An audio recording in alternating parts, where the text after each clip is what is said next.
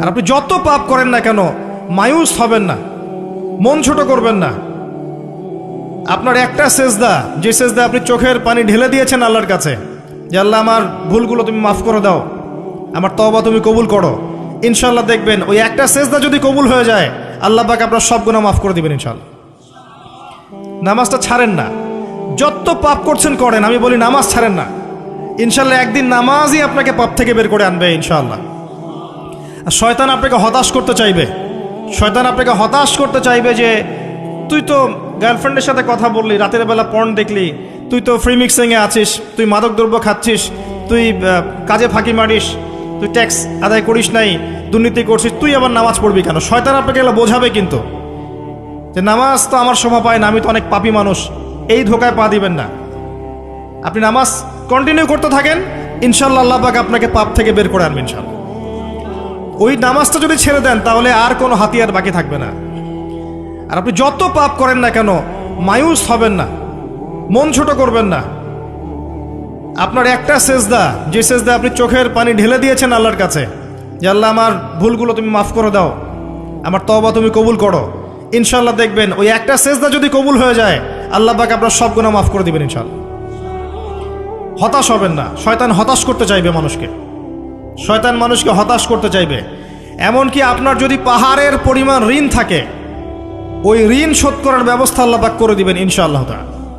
হতাশ হবেন না, নামাজ ছাড়েন না। আর আমি একটা কথা বারবার বলেছি, আবারও বলছি, যে চলমান যে 3G 4G নামাজগুলো চলছে এগুলো থেকে নিজেকে দূরে রাখবে। সব এখন ডিজিটাল, নামাজও ডিজিটাল। দেখা যায় যে 5 মিনিটের মধ্যে 4 রাকাত নামাজ শেষ, মাশাআল্লাহ। ইমাম সাহেব যদি 10 মিনিট পড়ায় দেয় তাহলে তো তার চাকরি নট। বোঝেন না এত তারা, আমার সময় নাই, আমরা ব্যস্ত মানুষ, এত সময় লাগে নামাজ পড়তে? ইমাম সাহেবকে বলছে,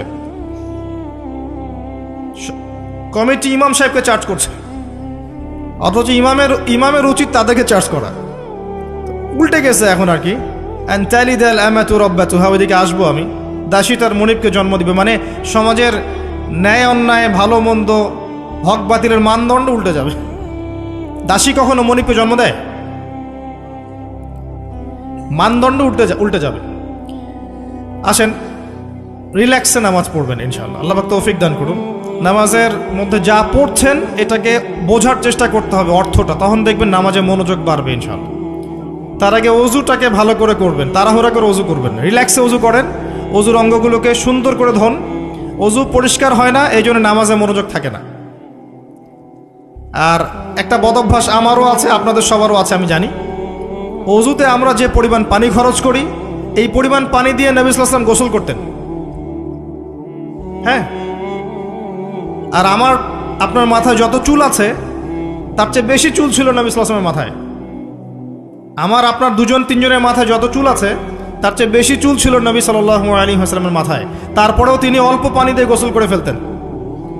আর আমাদের দেখবেন যার ইমানের জোর যত বেশি, তার ট্যাপের স্পিড তত বেশি। মসজিদে যাবেন দেখবেন জোরে ট্যাপ ছেড়ে দিয়েছে, অজু করতেছে। একজন মানুষের গোসলের পানি দিয়ে একাই অজু করে ফেলে। পানির লেয়ার দিন দিন নেমে যাবে আমাদের এই পাপের কারণে। কুল আরাআইতুম ইন আসবাহা মাউকুম গাওরা, সূরা মুলকের শেষ আয়াত পড়ে দেখেন। বলুন হে নবী, তোমরা যদি কখনো সকালে উঠে দেখো যে পানির স্তর সব নিচে নেমে গেছে, পানি নাই, ফামা ইয়াতিকুম বিমাইন মাইন, কোন সেই সত্তা আছে তোমাদেরকে পানি এনে দিবে, প্রবাহমান পানি? দিন দিন ঢাকা শহর সহ বড় বড় যে সিটিগুলো আছে এগুলোর পানির লেয়ার নিচে নেমে যাচ্ছে। আমাদের অপচয়ের কারণে এমন হচ্ছে। প্রচুর পানি আমরা অজুতে অপচয় করি। গোসল দেখবেন শাওয়ার নিচ্ছে, ওই যে আমাদের ডিজিটাল ইয়াজুজ আর মাজুজের বাথরুম যেগুলো আছে, পানি চোষা বাথরুম, মানে 10-20 বালতি পানি দিয়ে শাওয়ার নিয়ে নিবি। হ্যাঁ, আর মহিলা হলে তো কথাই নাই, আরো 10 বালতি এক্সট্রা লাগায়। তো সমস্যা, অজু ঠিক করতে হবে, তারপরে সলাতে মনোযোগ বসবে ইনশাআল্লাহ। আল্লাহ পাক আমাদেরকে সলাত বুঝে আদায় করার তৌফিক দান করুন। মনোযোগ চলে যাবে, যাওয়া আসা করবে, মনোযোগ যাওয়া আসা করবেই, কিন্তু মনোযোগ ধরে রাখার চেষ্টা করতে হবে। ইনশাআল্লাহ তাআলা আল্লাহ পাক যদি ইহসান দান করেন মনোযোগ বাড়বে ইনশাআল্লাহ আযজা ওয়া জাল। আরেকটা টিপস বলবো, সেটা হলো নামাজে সূরাগুলোর মধ্যে ভেরিয়েশন রাখতে হয়। যেমন প্রতিদিন যদি আপনি একই রকম সূরা পড়েন, আমি নিজেও দেখেছি যে আপনি প্রত্যেক ওয়াক্তেই যদি একই সূরা দিয়ে নামাজ পড়ে থাকেন, দেখবেন মনোযোগটা তুলনামূলক কম পাচ্ছেন। তো এক এক রাকাতে যদি আপনি ভেরিয়েশন নিয়ে আসেন, সূরার মধ্যে ভেরিয়েশন বোঝেন তো, বৈচিত্র্য নিয়ে আসেন, আপনি দেখবেন মনোযোগ বাড়বে। খেয়াল করে দেখেন। এবং তাসবিহ তাহলিল যেগুলো করছেন এগুলোর অর্থটার দিকে যদি ফোকাস করেন, মনোযোগ কিছুটা হলেও বাড়বে। আরেকটা কাজ করলে মনোযোগ বাড়বে, প্রত্যেক সেজদায় দোয়া করতে পারলে। সেজদা করছেন, শুধু সুবহান রাব্বিয়াল আ'লা এতটুকু বলে উঠে যাবেন না, কমপক্ষে একটা দুটো দোয়া করেন, একটা দুটো দোয়া করেন সেজদায়। কারণ সেজদায় সবচেয়ে বেশি দোয়া কবুল হয়। আল্লাহ রাসূল সাল্লাল্লাহু আলাইহি ওয়াসাল্লাম বলেছেন, বান্দা সেজদায় আল্লাহর যত কাছে থাকে অন্য কোনোভাবে বান্দা এত কাছে আসতে পারবে না। এবং এখানে তোমরা বেশি বেশি দোয়া করো, নবী সাল্লাল্লাহু আলাইহি ওয়াসাল্লাম বেশি বেশি দোয়া করতে বলেছেন। দোয়ার জন্যে হুজুর ডেকে এত খাওয়ানোর দরকার নাই, নিজে দোয়া করা শেখেন, নিজে দোয়া করা শেখেন। নিজের বাবার জন্যে, মায়ের জন্যে, আপনার আত্মীয় স্বজনের জন্য, আপনার নিজের জন্যে, আপনার স্ত্রী সন্তানের জন্যে, সমাজের জন্যে, উম্মার জন্য, দেশের জন্য আপনি দোয়া করতে শেখেন। আপনার একটা প্রয়োজন, এই প্রয়োজনটাকে আমি বুঝতে পারবো, ওই আবেগটা কি আমার আসবে? আপনার যেটা প্রয়োজন, আপনার আবেগ আপনার আসবে। আপনার সন্তান অসুস্থ, আমি কি বুঝবো সেই ফিলিংসটা কেমন? আপনি বুঝবেন সেই ফিলিংসটা কেমন। অতএব নিজে আল্লাহর সাথে সম্পর্ক করেন। আর আপনি নিজেকে এত ছোট কেন মনে করছেন? আপনিও আল্লাহর সেই বান্দা, যে বান্দা আমি, যে বান্দা আর 10 জন মানুষ। আল্লাহ পাক আপনাকেও ভালোবাসেন, আল্লাহ পাক অবশ্যই আপনাকে ভালোবাসেন। জীবনের দীর্ঘ সময় পর্যন্ত আপনি আল্লাহকে ডাকেন নাই, আল্লাহ আপনাকে ফেলে দেয় নাই। আল্লাহ আপনাকে খাওয়ান, এখনো পরান, বাঁচিয়ে রেখেছেন, আল্লাহ নিয়ামত দিয়েছেন। আল্লাহ আপনাকে ভালো না বাসলে এমনি করেন? আল্লাহ পাক অপেক্ষা করছেন কবে খালি আপনি আসবেন আল্লাহর কাছে, এসে বলবেন আস্তাগফিরুল্লাহ ওয়া আতুবু ইলাইহি। আল্লাহ পাক অপেক্ষা করে বসে আছেন আপনার জন্য। আপনি কোথায় যাচ্ছেন? ফাআইনা তাযহাবুন। আল্লাহ পাক বলেছেন ফাআইনা তাযহাবুন, কোথায় যাচ্ছ তোমরা? কোথায় যাচ্ছেন? টাকার পিছনে, বাড়ি গাড়ি, স্ট্যাটাস, স্ত্রী সন্তান, ভোগবিলাসের পিছনে? আল্লাহ অপেক্ষা করছেন আপনার জন্য। আসেন, সেজদা করেন। ওয়াসজুদ ওয়াকতারিব, সেজদা করেন, নিকটবর্তী হন। আল্লাহ আপনার জন্য অপেক্ষা করছেন। যাবেন না আল্লাহর কাছে? আল্লাহ পাক সবাইকে আল্লাহর কাছে ফিরে আসার তৌফিক দান করুন। এটাই হোক আমাদের কাছে আসার গল্প, এটাই হোক আমাদের কিসের গল্প? কাছে আসার গল্প। আমাদের জেনার গল্প দরকার নাই। ওদের কাছে জেনা হচ্ছে কাছে আসার গল্প, যার ব্যাপারে আল্লাহ বলেছেন লা তাকরাবু জিনা, ওর ধারের কাছেও যেও না, আর তারা ওইটাকে বলবে কাছে আসার গল্প। ইন্না লিল্লাহ ওয়া ইন্না ইলাইহি রাজিউন। আল্লাহ পাক আমাদের যুবক যুবতীদেরকে হেদায়েত দান করুন, পিতা মাতাদেরকে পরিবারে অনুশাসন বজায় রাখার তৌফিক দান করুন। আমাদের এই কাজগুলোর প্রতিফল কিন্তু আমাদেরকে ভোগ করতে হবে। আমাদের মেয়েদের, আমাদের ছেলেদের, তাদেরকে আমরা কিভাবে বড় করছি এটার হিসেব কিন্তু আমাদেরকে চুকিয়ে দিতেই হবে। পিতামাতাদেরকে বলবো সচেতন হয়ে যান। আল্লাহ পাক তৌফিক এনায়েত করুন, আমিন। আর যারা ওই পথে চলে গেছেন তাদের উদ্দেশ্যে একটা কথা বলবো, সেটা হচ্ছে যে এটা একটা মোহ, একটা ভ্রম। বাস্তবতা হচ্ছে যে আপনাকে প্রতিশ্রুতি দিচ্ছে সে আপনাকে অনেক ভালোবাসে, আদতে সে আপনাকে ভালোবাসে না। আদতে সে আপনার অবস্থানকে ভালোবাসে। আপনি আজ হোক আর কাল হোক এটা বুঝতে পারবেন যে সে আপনাকে ভালোবাসে না, আপনার অবস্থানকে ভালোবাসে। আপনার অবস্থান যদি ভালো থাকে সে আপনাকে ভালোবাসবে, অবস্থান ভালো না থাকলে ভালোবাসবে না। একইভাবে আপনি একটা মেয়ের কাছে যে ভোগবিলাস চাচ্ছেন, একটা ছেলে একটা গায়রে মাহরাম মেয়ের সাথে ফ্রি মিক্সিং করলে তার একটাই উদ্দেশ্য থাকে, সেই মেয়েটাকে ভোগ করা। সুযোগ পেলেই সে মেয়েটাকে ভোগ করে ফেলবে। একইভাবে এই মেয়েও দেখবেন আপনার যতটুকু সামর্থ্য আছে, অর্থবিত্ত যা যা আছে, এটাকে সে ইউজ করার চেষ্টা করছে তার স্বার্থে। বাস্তবিক অর্থে দুজন দুজনকে ভালোবাসে না মোটেই, দুজন দুজনের স্বার্থকে ভালোবাসে। ভালোবাসা আল্লাহর পক্ষ থেকে আসে। কখন আসবে? যখন আপনি হালালের উপর থাকবেন, যখন আপনি বিয়ে করবেন হালালভাবে। অচেনা একটা মেয়ের প্রতি দেখবেন আল্লাহ পাক এমন ডিভাইন একটা লাভ দিয়ে দিবেন, ওয়াজআলা বাইনাকুম মাওয়াজ্জাতা ওয়া রাহমা। আল্লাহ পাক তার পক্ষ থেকে উভয়ের মাঝখানে হৃদ্যতা, ভালোবাসা, মহব্বত দান করবেন। বলেন সুবহানাল্লাহ।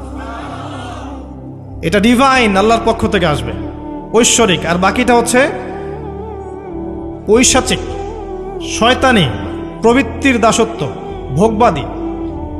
এগুলো খেয়াল রাখবেন। এতে করে যা হবে, আপনি একবার আপনার ইজ্জত হারায় ফেললে কখনো ফিরে পাবেন না।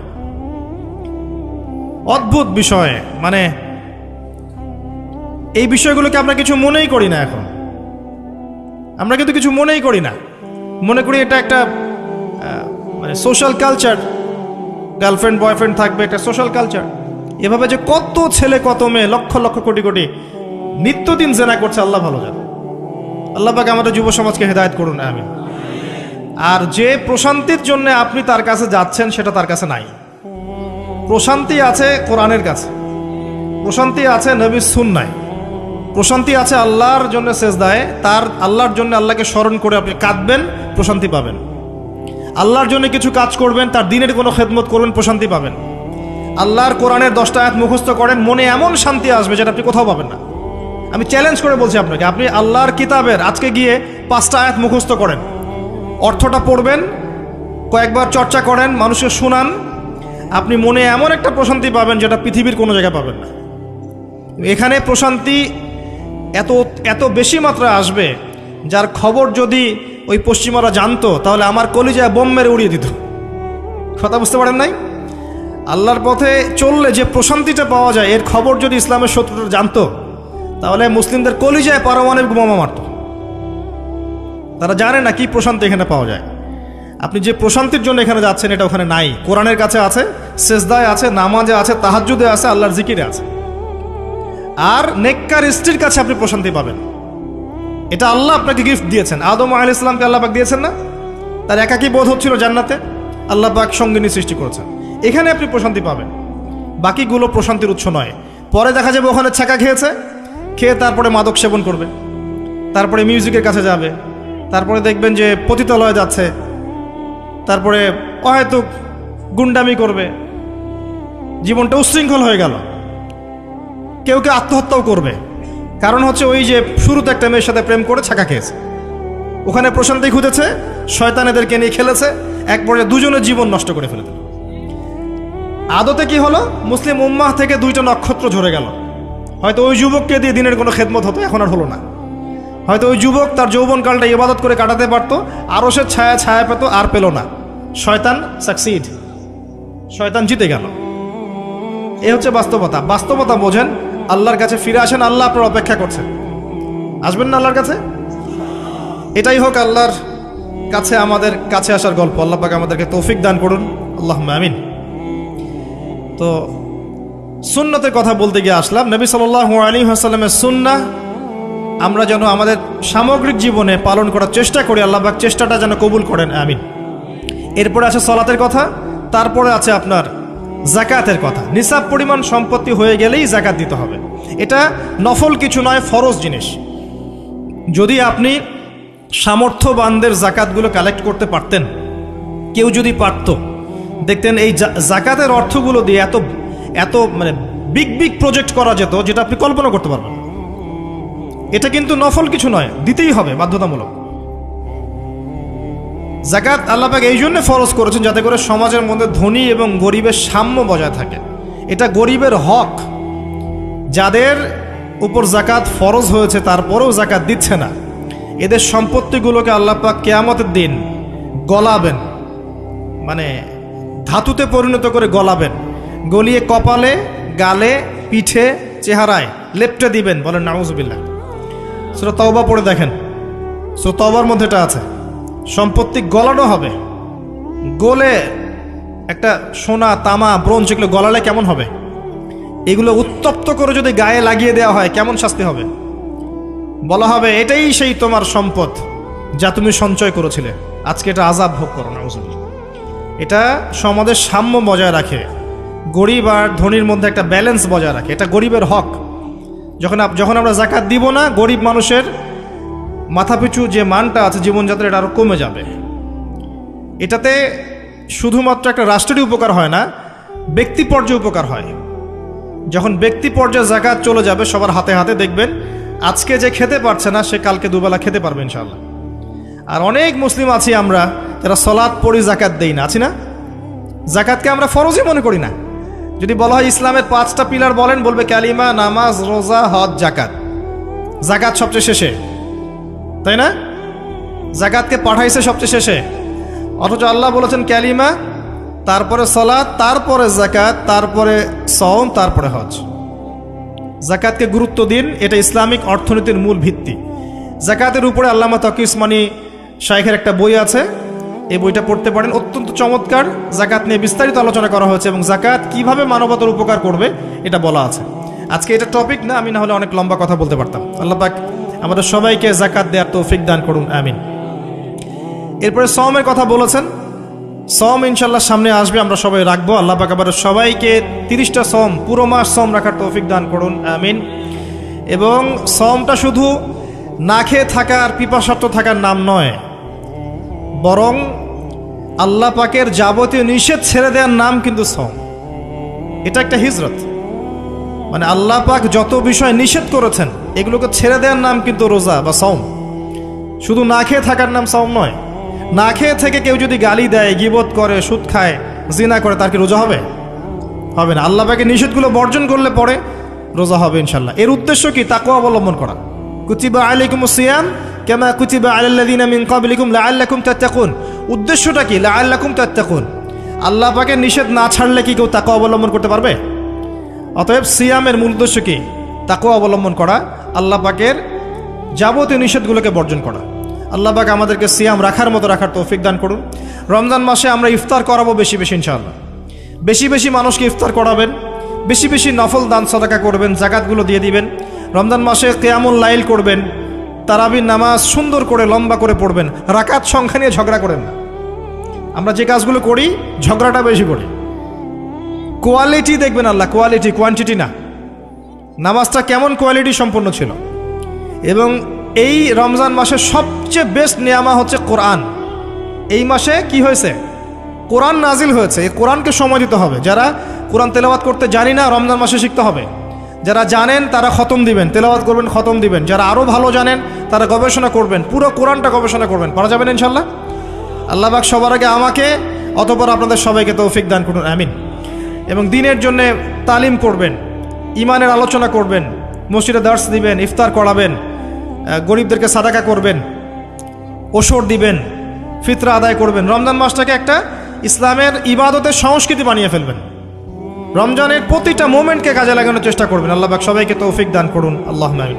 ইফতার একসাথে করবেন, বাসায় সবাই একসাথে ইফতার করবেন। একটা কমিউনিটি, একটা মানে কি বলবো, ইসলামের উৎসব যেন বিরাজ করে। পরিবারের ছোটরা দেখবে যে রমজানে আমরা সবাই একসাথে ইফতার করি। একটা বড় থাল কিনবেন বাসায়, এই বড় থালে খাওয়া কিন্তু সুন্নাত। একটা বড় থাল যেখানে পরিবারের সবাই সদস্য মিলে খাবেন। বাচ্চা কাচ্চা, ছোট ছোট বাচ্চারা দেখে দেখে বড় হবে যে আমরা রমজান মাসে বাবা মা সবার সাথে বসে খেয়েছি এভাবে। ওদেরকে হাদিয়া দিবেন, রোজা রাখলে উৎসাহিত করবেন, রোজা রাখলে গিফট দিবেন, হাদিয়া দিবেন যে আম্মু তোমার বয়স যদিও রোজা ফরজ হয় নাই, রাখার চেষ্টা করো, যদি রাখতে পারো তাহলে আমি তোমাকে একটা গিফট কিনে দেব। রাখতে উৎসাহিত করেন, দেখবেন ইনশাল্লাহ এই চর্চাগুলো পরবর্তীতে ওদের মধ্যে তাকওয়া নিয়ে আসবে ইনশাল্লাহ। আমাদের মনে আছে আমরা যখন ছোট, রোজা ফরজ হয় নাই, আমাদেরকে এভাবে বকশিস দেওয়া হতো, রোজা রাখলে 10 টাকা দেওয়া হবে। তখন অবশ্য 10 টাকার মান এখনকার 100 টাকার চেয়ে বেশি ছিল। আর আপনার টাকার মান দিন দিন কমবেই, কারণ ইসলামিক কারেন্সি যারা বোঝে না তারা এগুলোর সম্পর্কে বিরূপ মন্তব্য করতে পারে। বাট আমরা জানি যে একটা সভ্যতা মানুষের সম্পদ চুষে খাচ্ছে এবং ডে বাই ডে এটা হতেই থাকবে। যাই হোক, ওই টপিকে আর গেলাম না। তো আমাদেরকে পুরস্কৃত করা হতো এভাবে, উৎসাহিত বোধ করতাম। কয়টা রেখেছি? 7টা, তারপরের বছর 10টা, তারপরের বছর 15টা। এভাবে করতে করতে দেখবেন আপনার বাচ্চা রোজা রাখা শিখে যাবে। এবং সওম রাখলে শরীরের কোনো ক্ষতি নাই, উপকার ছাড়া। ক্ষতি আছে? কোনো ক্ষতি নাই, কোনো ক্ষতি নেই উপকার ছাড়া। সবচেয়ে বড় কথা হচ্ছে যারা খেতে পারে না ওদের ফিলিংসটা আপনি বুঝতে পারবেন। আপনিও বুঝতে পারবেন যে না খেয়ে থাকা এটা কেমন। আল্লাহ পাক যে খাওয়াচ্ছেন আমাকে, এটা কত বড় নিয়ামত ছিল। আল্লাহ পাক আমাদের সবাইকে রমজান মাস পর্যন্ত পৌঁছে দিক এবং রমজানে 30টা সওম পুরো মাস রমজানের যাবতীয় কাজের সাথে আদায় করার তৌফিক এনায়েত করুন, আমিন। আর সম্ভব হলে রমজান মাসে উমরা করবেন। সম্ভব হলে রমজান মাসে উমরা করতে পারেন, এটা খুব বড় একটা ইবাদত এবং এটাতে যে নববী রুহানি একটা স্বাদ পাবেন, এটা কিন্তু বলে বোঝাতে পারবো না আমি, আপনি করলে পরে বুঝতে পারবেন। আল্লাহ পাক তৌফিক দান করুন সবাইকে, আল্লাহুম্মা আমিন। এরপরে আছে সামর্থ্য হলে হজের কথা। আলহাজ টাইটেলের জন্য নয়, মানুষ আমাকে আলহাজ বলবে, হ্যাঁ, মানুষকে দেখানোর জন্য হজ, আমাকে হাজী সাহেব বলবে, এই জন্য হজ নয়। হজ করতে যাবেন ইব্রাহিমী চেতনা শিখতে। হজের কাজের মধ্যে ইব্রাহিম আলাইহিস সালামের একত্ববাদের চেতনা আছে। আরাফার মাঠে আপনি কিয়ামতের মাঠকে ফিল করবেন, সাই করবেন, তখন হাজরা আলাইহিস সালামের সেই কষ্ট ফিল করবেন। প্রত্যেকটা কাজের পিছনের ঘটনা কি এটা আপনাকে ফিল করতে হবে। পাথর মারবেন, নাস্তিকরা এগুলো নিয়ে মজা করে না, ঠাট্টা মশকরা করে। সন্তানকে জবাই করার যে হুকুমটা ছিল, সেখানে শয়তান ধোঁকা দিচ্ছিল না? শয়তান যে প্রত্যেকটা কাজে আমাদেরকে বিভ্রান্ত করে, এই চেতনাটা ওখানে জাগ্রত হয়। প্রত্যেকটা কাজ আমাদের বাহ্যিকভাবে দেখলে হবে না, এর পিছনে ভিতরে একটা আধ্যাত্মিকত্ব থাকে, রুহানিয়াত থাকে, ওইটা বুঝতে পারলে ইসলাম বোঝা যাবে ইনশাআল্লাহ। তো হজের প্রতিটা কাজ আপনি দেখবেন ইব্রাহিম আলাইহিস সালামের সুন্নাহ, হাজরা আলাইহিস সালামের আত্মত্যাগ, ইসমাইল আলাইহিস সালামের ঘটনা, কিয়ামতের মাঠ, দোয়া কবুলের মাঠ, তাওয়াফ, এই প্রত্যেকটা বিষয় আপনার ক্ষুদ্রত্ব, আল্লাহর বিশালত্ব, এগুলো আপনাকে বুঝিয়ে দিবে। শুধু আলহাজ টাইটেলের জন্য নয়, বরং আল্লাহর কাছে আত্মসমর্পণ করার জন্য, প্রকৃত ইসলাম বোঝার জন্য হজ করবেন। আল্লাহ পাক তৌফিক দান করুন। দোয়া করে আল্লাহ পাক সবাইকে জীবনে অন্তত একটাবার জন্য হজ করার তৌফিক দান করেন, আমিন। এটা প্রথম প্রশ্ন ছিল। দ্বিতীয় প্রশ্ন তিনি করছেন, কোন ব্যক্তি? ওই যে ধবধবা সাদা জামা পরা ব্যক্তি, মনে আছে না ভুলে গেছেন? সে কোথায় বসে আছে?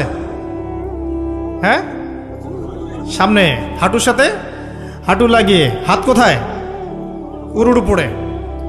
উস্তাদের সামনে বসার আদব এটা, উস্তাদের সামনে বসার আদব। দ্বিতীয় প্রশ্ন করছে, ও এবার সেই ব্যক্তি বলছে সাদাক্ত, আপনি সত্য বলেছেন। এবার পাশে ছিলেন উমর রাদিয়াল্লাহু আনহু, তিনি বলছেন ফাআজিবনা লাহু, আমরা অবাক হয়ে গেলাম। ইয়াসআলুহু ওয়া ইউসাদ্দিকুহু, সে নিজেই প্রশ্ন করলো, নিজেই আবার সত্যায়ন করছে। কে এই ব্যক্তি? কারণ যে প্রশ্ন করে সে কি সত্যায়ন করতে পারে? আপনি জানতে এসেছেন, একটা বিষয় জানতে এসেছেন, উত্তর পেলেন, আপনি নিজেই বলছেন হ্যাঁ আপনি সত্য বলেছেন, তার মানে আপনি আগে থেকে জানেন, তাই না? এবার দ্বিতীয় প্রশ্ন করছেন তিনি, ইয়া মুহাম্মদ, বলেন সাল্লাল্লাহু আলাইহি ওয়াসাল্লাম, আখবিরনি আনিল ঈমান, আমাকে ঈমান সম্পর্কে বলুন। এখন নবী সাল্লাল্লাহু আলাইহি ওয়াসাল্লাম বলছেন, আল ঈমান, ঈমান হচ্ছে আন তুমিনা বিল্লাহ, তুমি বিশ্বাস করবে প্রথমত এক আল্লাহর প্রতি, ওয়া মালাইকাতিহি, তার ফেরেশতা মণ্ডলীর প্রতি, ওয়া কুতুবিহি, সমস্ত আসমানি কিতাবের প্রতি, ওয়া রুসুলিহি, সমস্ত নবী রাসূলগণের প্রতি, ওয়াল ইয়াউমিল আখির, পরকালের জীবনের প্রতি।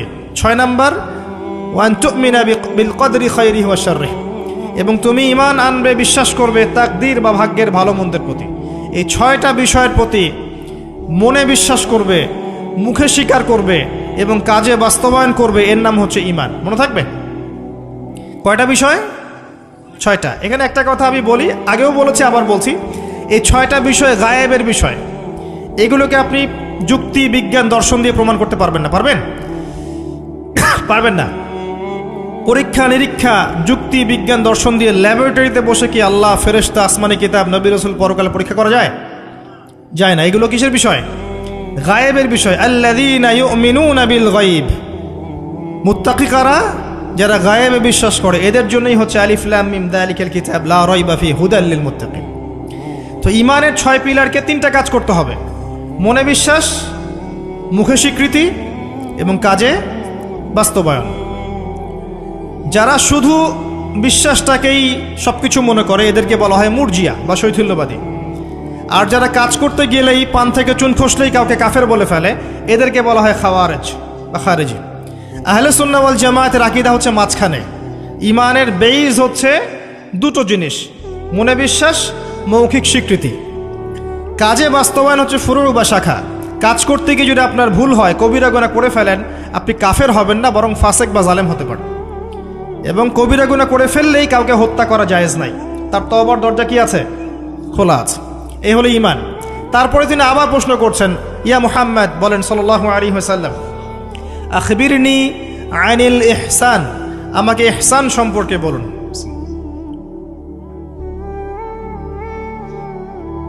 তখন নবী সাল্লাল্লাহু আলাইহি ওয়াসাল্লাম বলছেন, আল ইহসান, ইহসান হচ্ছে আন তা'বুদাল্লাহা কাআন্নাকা তারাহ, তুমি এমনভাবে আল্লাহর ইবাদত করবে যেন তুমি আল্লাহকে দেখতে পাচ্ছ। কথা বুঝতে পারছেন? খুব ডিফিকাল্ট, কথাটা বলা সহজ, আমল করা খুব ডিফিকাল্ট। তুমি এমনভাবে আল্লাহর ইবাদত করবে যেন তুমি আল্লাহকে দেখছো। ওয়া ইল্লাম তাকুন তারাহ ফাইন্নাহু ইয়ারাক, যদি তুমি আল্লাহকে দেখতে না পারো তাহলে জেনে রাখবে আল্লাহ তোমাকে দেখছেন।